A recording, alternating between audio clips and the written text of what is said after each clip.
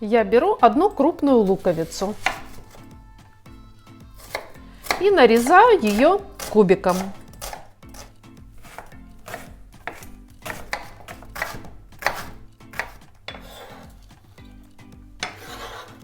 Затем возьмем две небольшие моркови или одну крупную и порежем тонкими кружками или полукружками.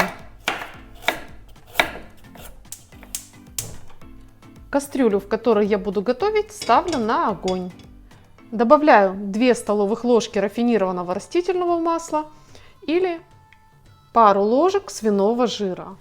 Отправляю сюда лук и морковь. И помешивая, пассерую их. Затем я возьму 370 граммов говядины. Она у меня вот такая в кусочках, но я ее порежу еще мельче, чтобы кусочки были совсем небольшими.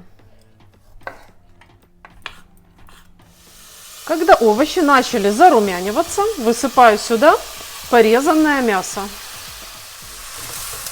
Снова перемешиваем.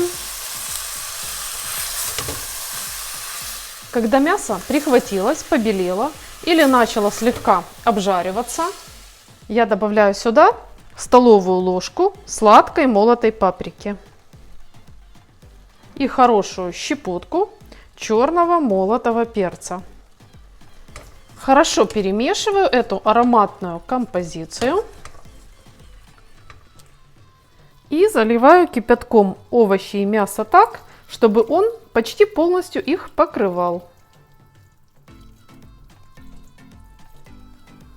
Накрываю кастрюлю крышкой, уменьшаю огонь до небольшого и оставляю блюдо тушиться. 800 граммов картофеля нарезаю кубиком, при этом достаточно мелко, чтобы сторона этого кубика была примерно 1 сантиметр. Вот так.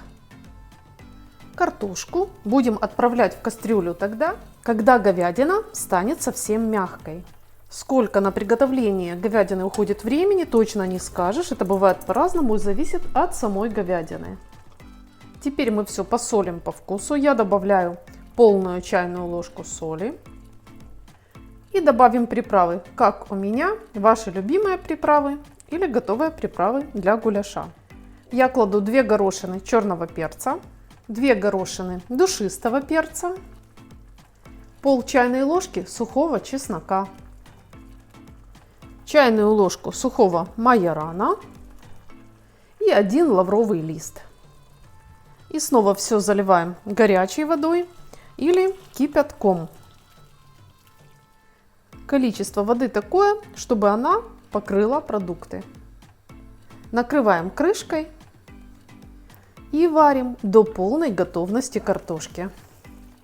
Когда картошка полностью сварилась и, можно сказать, даже начала развариваться, только тогда и не раньше можно и нужно добавить пюре из томатов 100 граммов. Вместо такого пюре можно измельчить 1 крупный помидор. И также на этом этапе я добавляю 1 чайную ложку сухого укропа. Можно, конечно, использовать свежий. Перемешиваем эту вкуснятину. Оставляем вариться еще на 5 минут под крышкой. Этот суп получается очень вкусным и очень сытным. А из-за того, что он такой вот густой, его подают и как первое, и как второе блюдо. Если вы еще не готовили так, готовьте с удовольствием эту вкуснятину. И не забудьте подписаться на канал. Нажимайте колокольчик, чтобы сразу видеть новые интересные рецепты. Ставьте лайк под видео, пишите ваше мнение в комментариях. А главное, я желаю вам здоровья, радости и мирного неба над головой. До встречи, как обычно, в следующем вкусном видео. Для этого очень вкусного и быстрого супа 1 морковь натру на средней терке.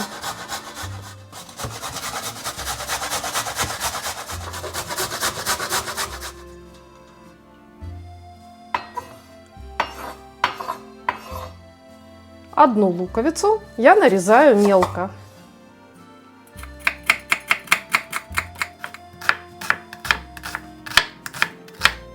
На плите разогреваю кастрюлю с толстым дном. При отсутствии такой кастрюли можно использовать вашу любимую сковороду. Добавляем сюда пару ложек растительного масла для жарки. Затем выкладываю сюда немного фарша, 300 граммов. У меня это свинина. Но вы можете использовать любой фарш, который нравится именно вам. Прямо в кастрюле я его быстренько обжариваю, помешиваю и разбиваю на мелкие кусочки. Вот так. Когда весь фарш посветлел, я добавляю сюда хорошую щепотку черного молотого перца. Опять перемешиваю, пусть раскроет свой замечательный аромат. А затем высыпаю сюда измельченные овощи, морковь и лук. И опять пассерую фарш с овощами вместе, помешивая. Делаю это совсем недолго, чтобы овощи просто обмякли. Этот суп будет очень вкусным и сытным. Уже сейчас из кастрюли просто потрясающий аппетитный аромат. Если вы начинали готовить в сковороде, то теперь нужно переложить содержимое сковороды в кастрюлю. Дальше будем добавлять крупу. Можно использовать рис, а можно, как я, очень полезную красную чечевицу. Чечевицы я взяла 1 200-миллилитровый стакан, это 170 граммов. Естественно, сразу же ее промыла. Если же вы будете использовать рис, то достаточно взять всего 50 граммов. А теперь все продукты заливаем горячей водой. Расчет всех ингредиентов у меня на 3-литровую кастрюлю. Дальше суп посолим по вкусу. И оставим его кипеть, вариться на небольшом огне. И пока суп помаленьку булькает на плите, мы очистим и нарежем кубиками 3 картофелины. Картошку я брала среднего размера. Хотя, конечно же, вы понимаете, пропорции можно менять в соответствии со своими личными предпочтениями. Измельченную картошку высыпаем в кипящий суп. И продолжаем варить на таком же небольшом огне. Через 10 минут все ингредиенты в супе практически сварились, только картошке осталось повариться пару минут. И сейчас я беру 100 граммов сливочного сыра. Вместо сливочного сыра можно использовать плавленый или твердый сыр, просто их немного измельчить. Из супа набираю 1 черпак бульона.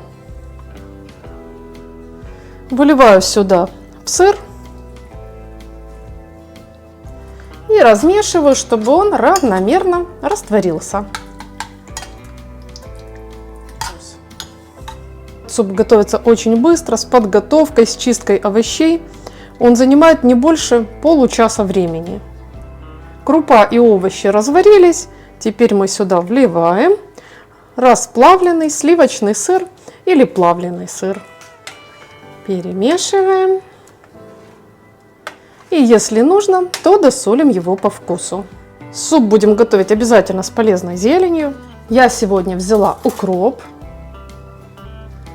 Но петрушка также сюда прекрасно подойдет. Так что выбирайте, что вы больше любите. Зелень, конечно же, нарезаем мелко. Ароматный укроп высыпаем в суп. И дадим этому супу покипеть еще 1 минуту.